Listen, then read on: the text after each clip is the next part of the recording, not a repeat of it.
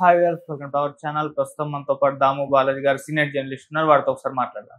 Sir నమస్కారం. Sir నమస్తే sir, Nagababu గారికి పవన్ కళ్యాణ్ గారు గట్టి వార్నింగ్ ఇచ్చారు అని చెప్పేసి ఒక వార్త వైరల్ అవుతుంది సార్. మరి నిజంగా వార్నింగ్ ఇచ్చారా? వీళ్ళిద్దరి మధ్య ఏం జరిగింది? మరి నిజంగా వార్నింగ్ ఇస్తే ఏ విషయంలో ఇచ్చి ఉండాలి సార్? దీనికి సంబంధించి ఏం చెప్తారు? పవన్ కళ్యాణ్ నాగబాబుకి ఒక స్వీట్ వార్నింగా లేదా స్మాల్ వార్నింగా ఇలాగా ఇచ్చాడు అని వార్తలు వస్తున్నాయి. ఎందుకు ఒకవేళ ఇచ్చాడో లేదో తెలియదు, ఇచ్చి ఉండే అవకాశాలు అయితే ఉన్నాయి. ఎందుకంటే నాగబాబు మొన్న పిఠాపురంలో జయకేతనం పేరుతో జనసేన 12వ ఆవిర్భావ సభలో కొన్ని వ్యాఖ్యలు చేశాడు. ఆ వ్యాఖ్యలు ప్రధానంగా ఏంటంటే, ఇక్కడ పవన్ కళ్యాణ్ గెలుపుకు వేరే ఎవరు కారణం కాదు, పవన్ కళ్యాణ్ గెలుపుకి 2 ఫ్యాక్టర్సే కారణం. ఒకటేమో పవన్ కళ్యాణ్, రెండోదేమో ఇక్కడ ఉన్న జనసేన నాయకులు కావచ్చు, ప్రజలు కావచ్చు. సో ఈ 2 ఫ్యాక్టర్సే కారణం. ఎవరైనా మేము దోహదపడ్డాము అనుకుంటే అది వాళ్ళ కర్మ అని ఆయన మాట్లాడాడు. ఇక్కడ ఆయన మాటల్లో ప్రధానంగా 2 యాంగిల్స్ ఉన్నాయి. ఒకటేమో వర్మన్ గురించి, కర్మాని వాడడంలో ఆయన వర్మని ధ్వనించాలనే ఉద్దేశంతోనే ఆయన వాడాడు, లేకపోతే అది వేరే పదం వాడుండొచ్చు.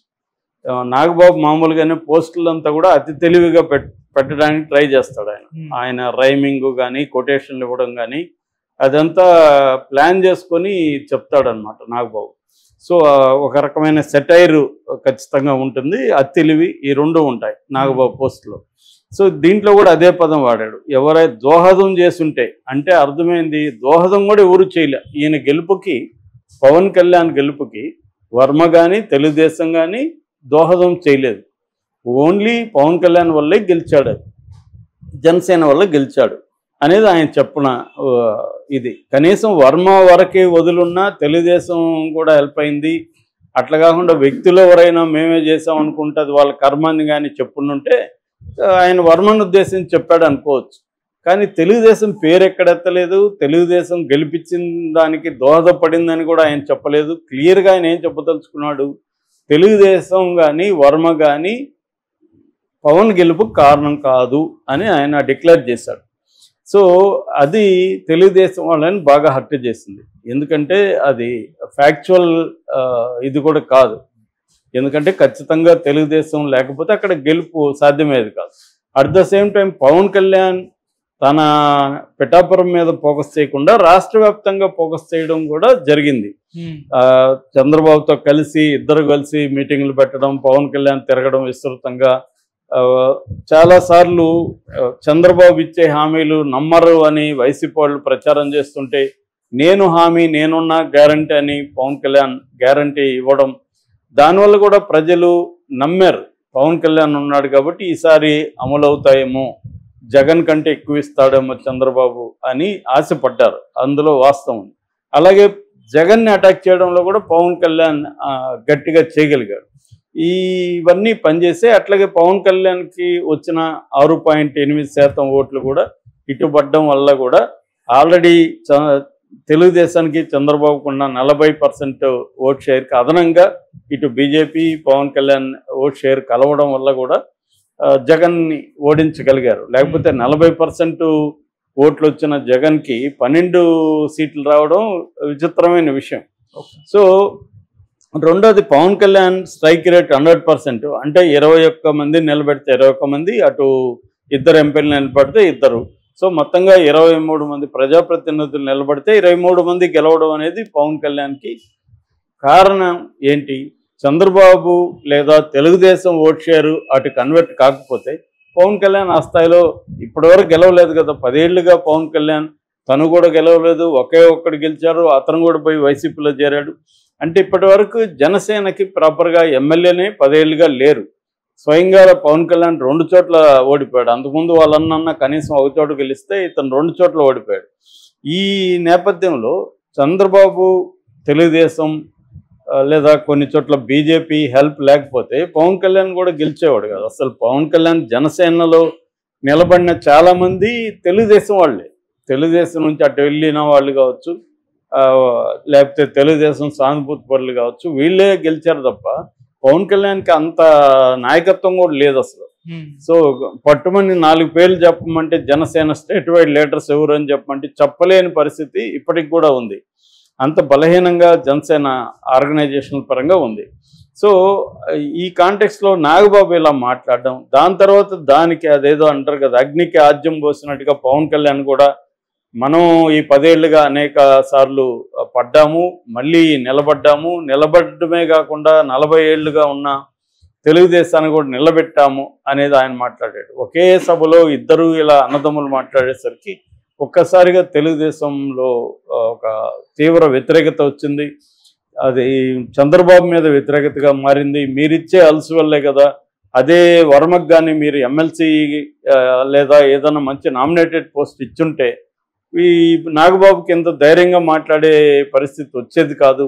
ఆయన్ని మీరు పట్టించుకోకుండా ఆయనకు అన్యాయం చేశారు వర్మకి. నిజానికి వర్మ కానీ రెబల్గా కంటెస్ట్ చేస్తుంటే పవన్ కళ్యాణ్ ఓడిపోయాడు ఖచ్చితంగా. ఎందుకంటే ఆయన 2014లో కూడా రెబల్గా కంటెస్ట్ చేసి గెలిచిన వ్యక్తి ఆయన. సో అలాంటి వ్యక్తి ఎందుకు సపోర్ట్ చేశాడంటే మీరు హామీ ఇచ్చారు ఎమ్మెల్సీ ఇస్తామని, అది ఇవ్వలేదు. ఇవ్వకపోయేసరికి దీనికి ఇవ్వకుండా చేయడానికి కారణం పవన్ కళ్యాణ్ వద్దన్నాడు కాబట్టి చంద్రబాబు ఇవ్వలేదు. ఎందుకంటే పవన్ కళ్యాణ్కి వర్మ బలపడడం ఇష్టం లేదు. అది ఒక పర్మనెంట్ నియోజకవర్గంగా పవన్ కళ్యాణ్ ఫీల్ అవుతున్నాడు. దాన్ని ఎస్టాబ్లిష్ చేసుకోవాలంటే అక్కడ ఇంకెవరో కూడా నాయకులు ఉండకూడదు. సో అందుకనే పెన్నెం దొరబాబు కానీ, ఇటు ఆమె పేరేమి వైసీపీ నాయకురాలు, నేను పేరు మర్చిపోతుంటాను, ఆమె కానీ, సో వీళ్ళిద్దరినీ కూడా పార్టీలో, ఆమె ఇంకా చేరలేదు బట్ పెన్నెం దొరబాబు చేరాడు. సో అక్కడ ఏంటంటే ఇంకా వేరే పార్టీలో నాయకత్వం ఎదగనీయకుండా చూసుకోవాలి. తర్వాత తన పర్మనెంట్గా ఒక చంద్రబాబు కుప్పం ఎలాగో, పులివెందల జగన్కి ఎలాగో, లేకపోతే హిందూపురం ఎలాగో, ఇప్పుడు మంగళగిరి ఎలాగో లోకేష్కి, అలాగా తనకు కూడా ఒక పర్మనెంట్ నియోజకవర్గంగా పిఠాపురం పెట్టుకోవాలనేది పవన్ కళ్యాణ్ ప్లాన్. పవన్ కళ్యాణ్ వైపు నుంచి ఇదంతా కరెక్టే, కానీ తెలుగుదేశం వాళ్ళకి ఇది హర్టింగ్గా ఉంది. నిజానికి ఎవరో రాశారు, పవన్ కళ్యాణ్ తోకలాంటి వాడు, తోక కుక్కని ఊపినట్టుగా అతను ఊపుతుంటే మీరు ఎందుకు సైలెంట్గా ఉన్నారు, నిజానికి కుక్క తోకను ఊపాలి అంటే అది minor partner Pawan Kalyan, Telugu Desam major partner. కానీ మైనర్ పార్ట్నరు మేజర్ పార్టీని నేనే నిలబెట్టానని మాట్లాడుతుంటే గమ్మున ఎలా ఉండాలి అన్న విమర్శలు తెలుగుదేశంలో విస్తృతంగా వచ్చాయి ఈసారి. కానీ దాన్నంతా పట్టించుకొని చంద్రబాబు డైరెక్ట్గా, చంద్రబాబు ఆ స్థాయి నాయకులు ఖండిస్తున్న పరిస్థితి లేదు. సో అందుకని ఇప్పుడేమైందంటే జనసేనలో కూడా నాగబాబు మాట్లాడిన దాని పట్ల కొంత వ్యతిరేకత వచ్చింది. ఈయన కొంప ముంచెట్టున్నాడు. ఎందుకంటే ఇప్పుడు విడిపోతే, ఒకవేళ గొడవలు వచ్చి విడిపోతే నష్టం ఎవరికి? చంద్రబాబుకి 2029 వరకు ఏం నష్టం లేదు. ఎందుకంటే 134 సీట్స్ ఉన్నాయి, అబ్సల్యూట్ మెజార్టీ ఉంది, వాళ్ళకి అధికారానికి వచ్చిన ఇబ్బంది ఏమి లేదు. నిజానికి చంద్రబాబు మీద డిపెండ్ అయ్యే మోడీ ఉన్నాడు అక్కడ. కాబట్టి చంద్రబాబు ధైర్యం చేయట్లేదు. కానీ చంద్రబాబు ధైర్యంగా నిలబడితే మోడీ అయినా భయపడాల్సింది తప్ప ఏమి ఉండదు. కానీ చంద్రబాబు అంత ధైర్యం చేయట్లేదు, భయంతో ఉన్నాడు. నిజానికి అంత భయపడాల్సిన అవసరం లేదు. కానీ చంద్రబాబు ప్లాన్ ఏంటంటే 2029 దృష్టిలో పెట్టుకొని ఆయన జాగ్రత్తగా ఉన్నాడు. ప్లస్ ఆయన మీద ఆల్రెడీ కేసులు ఉన్నాయి. ఈ వయసులో మళ్ళీ జైలుకి ఏమైనా పంపిస్తారేమో. మోడీ ఎంతోమందిని జైలుకి పంపించాడు, వాళ్ళ రాజకీయ జీవితాలని ఖతం చేశాడు. అలా ఎందుకు చివరి రోజుల్లో మనం ఇబ్బందులు పడాలి అనేది చంద్రబాబు కొంత కాంప్రమైజ్ అవుతున్నాడు. ఇది తెలుసుకొని నాగబాబు కానీ పవన్ కళ్యాణ్ కానీ రెచ్చిపోతున్నారు. సో ఈ కాంటెక్స్లో నాగబాబు మీద తీవ్ర విమర్శలు వచ్చేసరికి పవన్ కళ్యాణ్ నాగబాబుకి చిన్న వార్నింగ్ లాంటిది. అంటే జాగ్రత్తగా మాట్లాడు, నువ్వు మాట్లాడేటప్పుడు దీని రిపర్కషన్స్ ఎలా ఉంటాయి ఇవన్నీ ఆలోచించుకొని మాట్లాడాల్సిన అవసరం ఉంది. మనకి పొత్తు ఎక్కువ అవసరం. So at the same time నేను నా వ్యూహాలు నాకు ఉంటాయి, కానీ నువ్వు కొంత మాట్లాడేటప్పుడు జాగ్రత్తగా మాట్లాడని హెచ్చరించాడని వార్త వస్తుంది. కానీ ఇది బిలీవబులా కాదో తెలియదు. ఎందుకంటే నాగబాబు పవన్ కళ్యాణ్కి తెలియకుండానే ఈ స్పీచ్లో అలా మాట్లాడా, చెప్పి ఉండడా అన్న డౌట్ వస్తుంది. ఎందుకంటే నాగబాబు ఏ పోస్ట్ పెట్టినా కూడా ప్లాన్డ్గా పెడతాడు, ఆయన ఏమి ఆవేశంగా పెట్టాడు. సో ప్లాన్డ్గా పెట్టినప్పుడు నాగబాబు పవన్ కళ్యాణ్కి చూపించకుండానో చెప్పకుండానో ఏది చేశాడా అనేది డౌటే. ఒక్కోసారి ఏంటంటే నువ్వు అలా మాట్లాడు, మళ్ళీ నేను నిన్ను తిట్టినట్టుగా మళ్ళీ చేస్తాను.